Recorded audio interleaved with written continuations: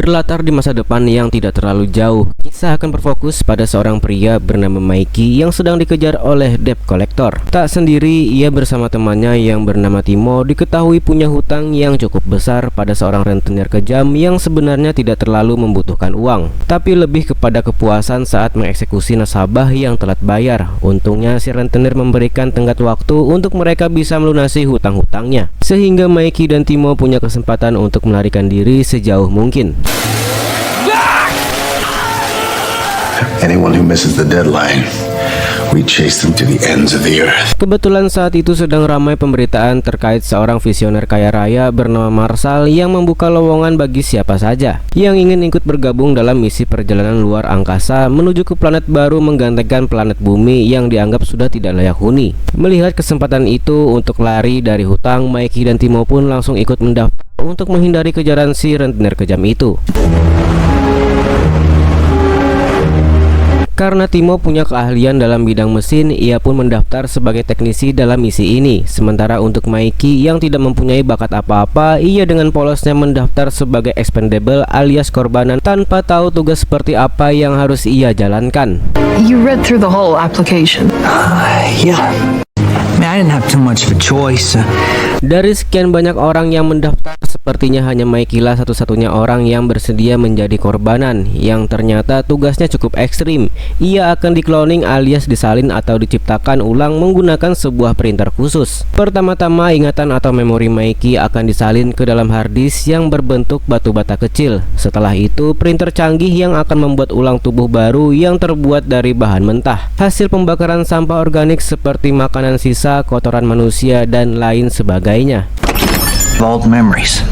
I asked to sit in the... Setelah ingatan Mikey selesai disalin, ia pun langsung ditembak mati untuk melenyapkan tubuh aslinya. Kemudian selama 4 tahun perjalanan menuju ke planet baru, Mikey terus dicetak ulang sebagai orang yang dikorbankan alias expendable dalam serangkaian prosedur percobaan, seperti diantaranya menjadi sukarelawan yang harus memperbaiki pesawat dan pasrah terkena radiasi kosmik, menjadi sukarelawan dalam tes uji coba gas berbahaya, pengujian udara beracun di planet asing, dan menjadi sukarelawan dalam uji coba vaksin agar manusia bisa bernafas dengan aman di planet baru.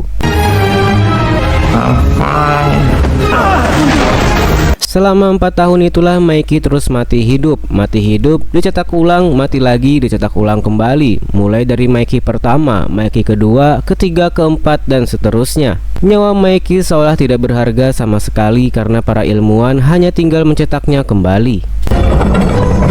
Perlu diingat bahwa memori asli Mikey tersimpan dengan aman di dalam harddisk berbentuk batu kaca kecil tadi. Setiap cloningan atau salinan memang bukan lagi Mikey asli atau jiwa aslinya, tapi Mikey masih tetap orang yang sama dengan ingatan yang sama, bahkan bisa mengingat setiap kematian yang dialaminya. 4 tahun menjalani pekerjaan berat ini, Mikey setidaknya bisa menikmati setiap detik dalam hidupnya ketika ia menemukan pasangan yang baik dan perhatian bernama NASA, seorang staf keamanan yang tetap setia menemani Mikey dalam setiap detik-detik momen kematiannya. So we started investing.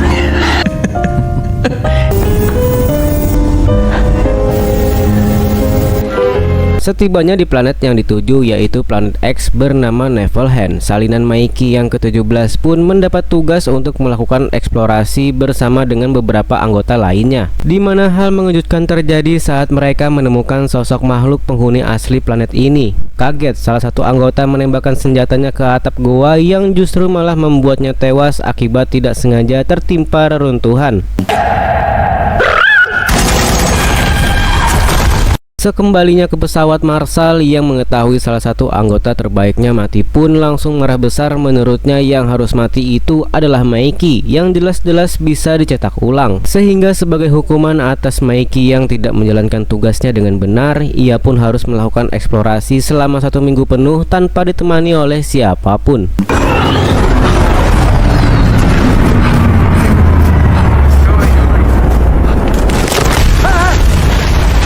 Dan Mikey tidak sengaja terperosok jatuh ke dalam goa di bawah tanah. di mana Timo yang kebetulan muncul di sana sebenarnya bisa saja menolong, tapi tidak melakukannya karena tahu Mikey bisa dicetak ulang. Tak lama muncul makhluk yang dinamakan dengan Creeper menyeret Mikey ke dalam sarangnya. Alih-alih akan mati sebagai Mikey yang ke-17, para Creeper justru malah membantu Mikey naik ke permukaan tanpa ada niatan untuk menyakiti sedikit pun.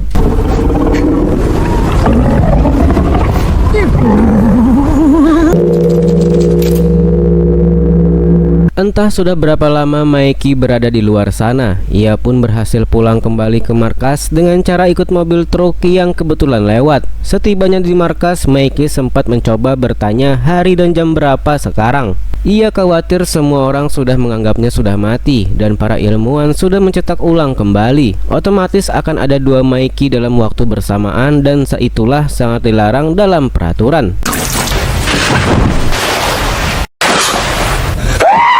Dan yang ditakutkan pun terjadi. Inilah Mikey ke-18, kloningan Mikey yang bisa dibilang sangat berbeda dengan Mikey sebelum-sebelumnya. Sifatnya arogan, tangguh, tidak takut mati, punya nyali besar, dan yang pasti tidak lembek seperti sosok Mikey yang ke-17. Karena ada aturan yang melarang dua kloningan dalam waktu bersamaan, Mikey 18 yang arogan pun berniat untuk melenyapkan 17 dengan cara dilempar ke dalam sumur api. Tetapi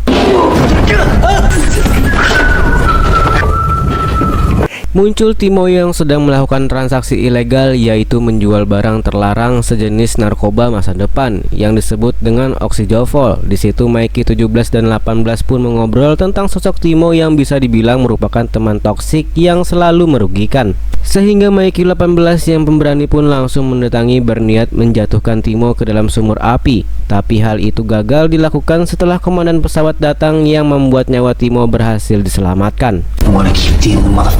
Watch what you say. Nasha, take Mickey home. I'll wrap up here. Yes. Mikey 18 pun pergi setelah NASA datang ke sana. Sementara si lembek 17 malah ditarik ke ruangan Marshall untuk diajak makan malam, tanpa tahu bahwa makanan yang disajikan merupakan daging buatan yang masih dalam tahap percobaan. They'll squishy, fresh out of the printer. How's the sauce?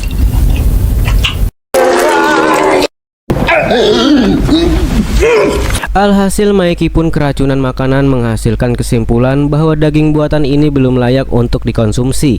Melihat Marshall akan menembak Mikey, salah satu kru wanita bernama Kai pun dengan cepat mencegahnya dan membawa Mikey 17 pergi dari sana. Thank you for dinner. There. Tak disangka Kai ternyata adalah penggemar berat Mikey yang sudah lama ingin memacarinya. Hal itu membuat Mikey 17 menjadi takut karena tidak ingin selingkuh dari NASA yang ketika 17 kembali ke kamarnya, ia malah menemukan fakta mengejutkan bahwa NASA justru malah suka jika Mikey jadi ada dua dan akan merahasiakan hal ini dari siapapun.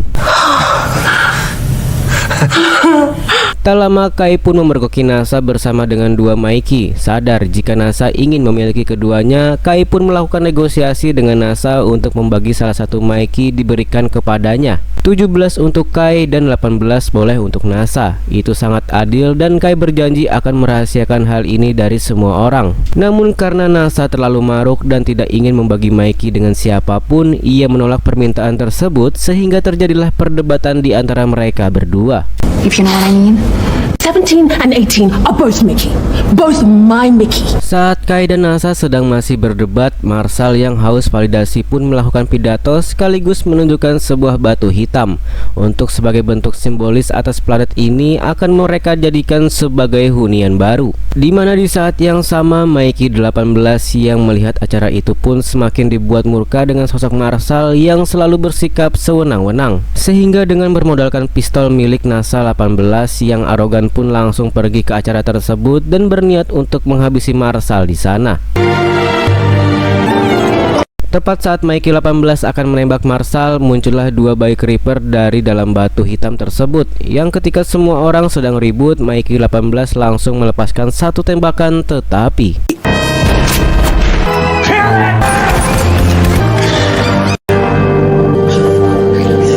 Selain berhasil menghabisi satu bayi Creeper, Marshall juga berhasil menangkap Mikey 17 dan 18 termasuk NASA yang juga dianggap telah terlibat. Saat mereka sedang dikurung itulah muncul Timo yang dikira akan membantu. Ternyata malah membawa kabar buruk mengenai si bos rentenir yang mengancam akan mengejar Timo dan Mikey kemanapun mereka pergi. Si bos rentenir memberitahu ternyata dia mempunyai orang dalam di pesawat ini yang bisa diperintahkan untuk membunuh Timo dan Mikey kapan saja. Yang jika ingin hutang mereka lunas dan bisa hidup tenang, si bos rentenir yang haus dengan kekejaman pun meminta salah satu dari mereka berdua untuk mati dan momen kematiannya harus direkam sebagai barang bukti.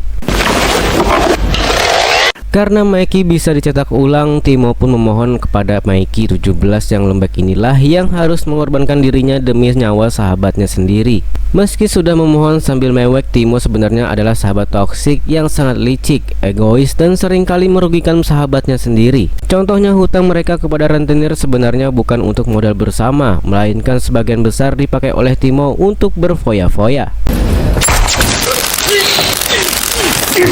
Saat 17 akan dieksekusi itulah Mikey 18 tiba-tiba nyeletuk terkait dirinya yang bersedia menggantikan 17. Menurutnya Mikey 17 itu terlalu lembek dan lemah dan pastinya akan cepat mati. Berbeda dengan 18 yang kuat, tangguh, dan pemberani, si bos rentenir yang suka dengan kekejaman tentunya akan lebih puas ketika menonton video kematiannya. Namun syaratnya Mikey 18 meminta barang terlarang yaitu oksijofol yang anggaplah sebagai rokok terakhir sebelum dieksekusi. NASA dan Mikey 18 berhasil mengelabui dan menumbangkan Timo dengan mudah. Namun saat akan menghabisi Timo, NASA keburu dicegat oleh komandan yang akan membawa mereka bertiga ke hadapan si Marshall. Saat sedang berjalan menuju ke ruangan Marshall, terlihat di luar sudah ada ribuan Creeper yang mengepung pesawat ini untuk menjemput saudara mereka, yaitu dua bayi Creeper yang tadi muncul dari dalam batu hitam. Tanpa tahu bahwa salah satu Creeper sudah mati dibunuh atas perintah Marshall. Sorry, passing through! I have crucial information about the creepers. 6 to 21. Tiba di ruangan, Marshall langsung menandai wajah Mikey 18 agar lebih mudah untuk dibedakan. Tidak akan langsung dieksekusi 17 dan 18. Masing-masing dipasangkan sebuah bom yang bisa diledakkan oleh pemicu yang ada di tangan si Marshall ini. Layaknya sebuah permainan, Marshall menyuruh 17 dan 18 keluar dari pesawat dan saling adu cepat memburu ekor Creeper. Barang siapa yang bisa membawa ekor Creeper terlebih banyak maka dialah pemenangnya dan berhak mendapat hadiah berupa pengampunan. Sebelum pergi, salah satu kru keilmuan pun memberikan sebuah alat penerjemah untuk berkomunikasi dengan Creeper. Meski dalam tahap uji coba, si ilmuwan berharap alat itu dapat bekerja dengan sempurna. Let's sit back and walk. They'll stop chopping tails as soon as... Ketika 17 dan 18 sudah bertemu dengan induk Creeper, disitulah mereka berdialog terkait tujuan mereka mengepung pesawat ini. Benar dugaan Mikey 17, para Creeper ini tidak bermaksud menyerang manusia, melainkan hanya ingin menjemput kedua bayinya yang terjebak dalam batu hitam. Sambil terbata-bata, Mikey 17 pun memberitahu bahwa salah satu bayinya sudah mati dibunuh oleh Marshall dan bayi yang satunya lagi sedang digantung dan diancam akan jatuh ke dalam sumur api.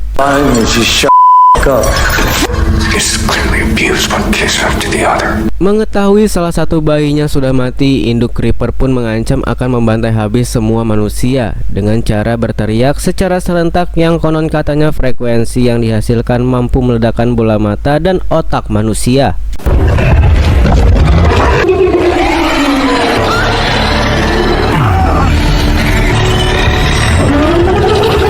17 dan 18 pun kembali bernegosiasi untuk mencari jalan tengah, di mana induk Creeper berkata bahwa satu-satunya jalan damai untuk masalah ini adalah dengan mereka mengorbankan satu nyawa manusia sebagai ganti atas salah satu bayinya yang sudah mati.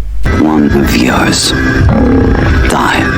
Melihat 17 dan 18 malah ngobrol dengan induk Creeper, NASA pun memberitahu Marshall dan istrinya agar segera mengembalikan bayi Creeper kepada induknya. Namun karena Marshall adalah orang yang sombong dan ingin terlihat kuat di depan semua orang, ia malah keluar bersama dengan pasukannya untuk menyatakan genderang perang sebagai bentuk perlawanan umat manusia terhadap alien, yang padahal secara teknis umat manusia itulah aliennya karena sudah datang dan mengganggu penghuni asli dari planet ini. Camera crew, unit 3, you copy? Okay, the radio signal's a little... Sambil direkam untuk dokumentasi, Marshall bermaksud melakukan perang yang dianggap akan menjadi momentum paling hebat dan keren dalam sejarah. Ia mengincar induk Creeper yang akan ditembak menggunakan gas beracun, namun para Creeper merupakan makhluk yang cerdas pun segera melakukan formasi untuk melindungi induk mereka dari ancaman. What comes to mama? Beralih ke NASA yang berhasil memiting leher istri si Marshall dan mengancam akan membunuhnya. Permintaannya cuma satu, kembalikan bayi Creeper supaya tidak ada perang. Komandan yang berakal sehat pun langsung memahami situasi ini dan bersedia akan membantunya. Sementara untuk istri si Marshall, ia akhirnya ditangkap dengan tuduhan telah melakukan berbagai pelanggaran yang tidak selaras dengan norma-norma kemanusiaan. Dengan cepat NASA pergi keluar sembari menggendong bayi Creeper yang langsung Mikey kembalikan pada induknya. Di saat yang sama Mikey 18 akhirnya tahu siapa orang paling cocok untuk dijadikan sebagai korban. Supaya tidak ada perang antara manusia dan para Creeper, orang itu tentu saja adalah si Marshall yang selalu bertindak semenang-menang sehingga Time to say goodbye. sesuai permintaan induk Creeper, Mikey 18 akan menyerahkan satu nyawa manusia sebagai ganti atas bayinya yang sudah mati. Namun itu membutuhkan nyali yang cukup besar untuk mengorbankan dirinya sendiri dalam momen tersebut. Yang meski Mikey 18 dikenal arogan, ia masih mempunyai hati nurani untuk mencegah perang terjadi, dan itu ia lakukan tepat disaksikan langsung oleh Mikey 17.